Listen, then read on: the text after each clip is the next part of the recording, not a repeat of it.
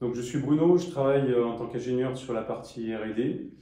Alan m'accompagne. Je suis Alan Cuisin, je suis ingénieur en système embarqué. Je travaille sur le logiciel embarqué de l'eVTOL. Donc on développe un logiciel qui sera associé au contrôleur de vol. Il faut savoir que pour l'eVTOL, la partie contrôleur de vol, c'est quelque chose qui est très important, c'est l'intelligence embarquée. Ce contrôleur de vol, il a pour mission de garantir la sécurité de la machine, la stabilité de la machine.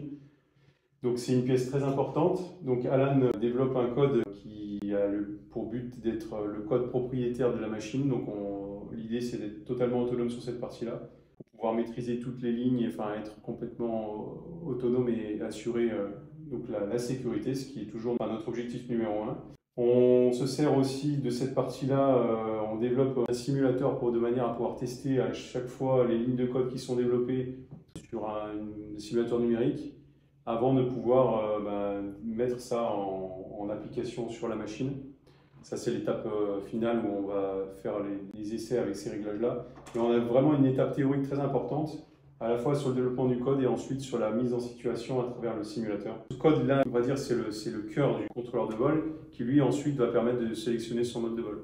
Donc, il est nécessaire qu'on vole en mode, on va dire, nous, on travaille sur plusieurs modes. Il y a effectivement le mode manuel, où on a quand même, ce code a une importance parce qu'il va assurer la stabilité.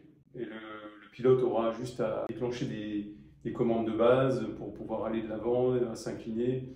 Et après, c'est aussi une partie centrale quand on est en mode automatique, puisque c'est un des objectifs, c'est de pouvoir avoir une machine qui est qui est la plus autonome possible.